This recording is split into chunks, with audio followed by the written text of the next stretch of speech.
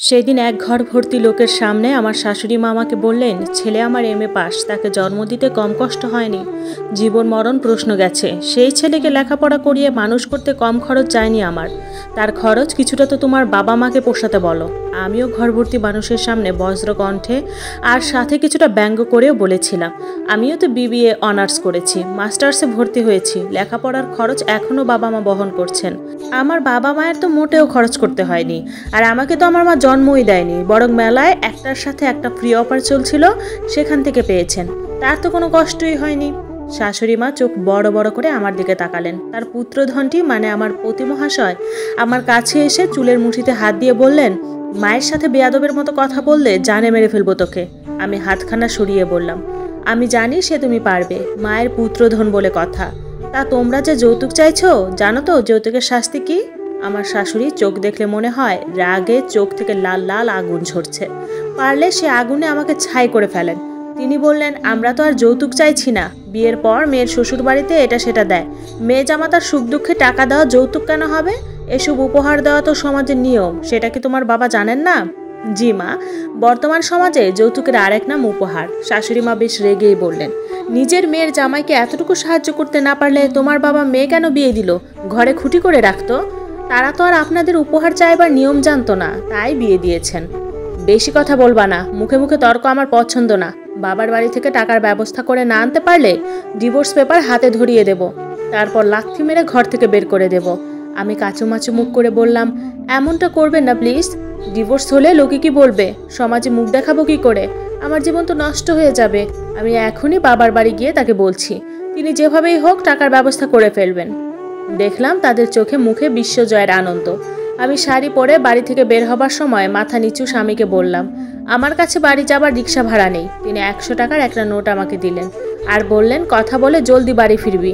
আমি টাকাটা নিয়ে ঘর থেকে বের হতে হতে শুনলাম শাশুড়ি বললেন, কাকে কিভাবে পরাস্ত করতে হয় আমার জানা আছে, কার দুর্বলতা কি আমি জানি। আমি বাড়ি ফিরলাম ঘন্টা 4-5 পর। একা ফিরলাম না, সাথে কজন পুলিশ অফিসারও ছিলেন। পুলিশ দেখে আমার শ্বশুরবাড়ির সবার মুখগুলো চুপসে গেল। বড় যে পুলিশ অফিসারটি, তিনি ঘরের সবাইকে উদ্দেশ্য করে বললেন, যৌতুকের জন্য বউকে অত্যাচার করার জন্য আপনাদের বউ বধূ নির্যাতন কেস করেছেন। প্রথম পর্যায়ে সবাইকে শুধু সতর্ক করে গেলাম, এরপর মিসেস পাখির গায়ে হাত তুললে বা যৌতুকের জন্য তাকে শারীরিক মানসিক নির্যাতন করলে গোষ্ঠী শুদ্ধ তুলে নিয়ে যাব। দারোগা বাবু আরও কিছু কথা বলে চলে গেলেন।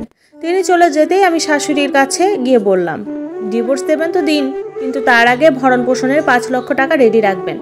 আজকের ঘটনার পর মাফ করার তো প্রশ্নই ওঠে না। ও হ্যাঁ, আমাকে মারার চিন্তা ভুলেও করবেন না। আমি থানায় লিখিতভাবে বলে এসেছি, আমার সাথে অনাকাঙ্ক্ষিত কিছু ঘটলে, কোনো দুর্ঘটনা কিংবা যে কোনো ক্ষতি আমার হলে পুলিশ এসে আপনাদেরকেই ধরবে। আর হ্যাঁ, আমার ভরণ পোষণের টাকা রেডি করে জলদি আমাকে মুক্তি দিন। এমন লোভী পরিবারে থাকতে আমার গা ঘিন ঘিন করছে। এখন বাবার বাড়ি যাচ্ছি, নয়তো দেখা যাবে আমাকে মেরে অ্যাক্সিডেন্ট বলে চালিয়ে দেবেন। পরে পুলিশ আপনাদের ধরে শুলে চড়ালেও তো আমি তা দেখতে পারবো না, জীবিতও হব না। নিজের সেফটি ফার্স্ট। আমার স্বামী, শ্বশুর শাশুড়ি, দেওরের মুখটা দেখার মতো হয়েছিল বটে, তবে কার্টুনদের বেশি সময় দেখার মতো সময় আমার হাতে নেই। তারা নিশ্চিত ভাবতে পারছে না একটা চরের মূল্য এবং আমাকে শোনারও কিছু অকথ্য ভাষা আর যৌতুক চাইবার মূল্য তাদের এভাবে দিতে হবে। সকালে আমাকে যৌতুকের দাবি করে চর না মারলে আজ আমি তাদের লক্ষ্মীমন্ত ঘরের বউ থাকতাম।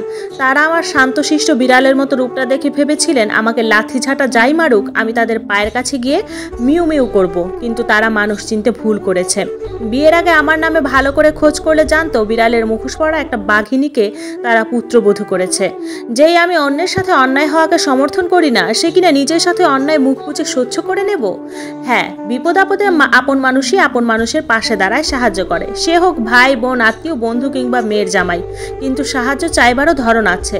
তারা আমাকে বুঝিয়ে বলতে পারতো ধার হিসাবে নেবে বা এখন সাহায্য করুক পরে ফিরিয়ে দেবে, কিন্তু তাদের চাইবার ধরন যেন আমার বাবার কাছে তারা টাকা পায় অথবা আমার বাবা মেয়ে বিয়ে দিয়ে খুব ঠকে গেছে। তাদের টাকা দিতে বাবা বাধ্য, যে যেমন তার সাথে তেমনই করতে হয়, যেমন কুকুর তেমন মুগুর। যাই হোক, বাবার বাড়ি যাচ্ছি, বাবাকে ঘটনাটা বলতে হবে। জানি বাবা শুনলে মুচকি হেসে বলবেন ঠিক করেছিস।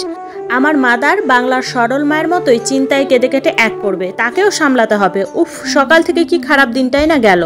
আর ধকল সহ্য হচ্ছে না, চা খেতে হবে কড়া লিকার দুধ চিনি বেশি দিয়ে। যৌতুক নামক সামাজিক ব্যাধির চিকিৎসা কিছুটা কৌশলে করতে হবে। সবাইকে রুখে দাঁড়িয়ে ছুরি কাঁচি স্টেথোস্কোপ হাতে নিয়ে যৌতুক চিকিৎসক হতে হবে, তবে সমাজে পরিবর্তন আসবে।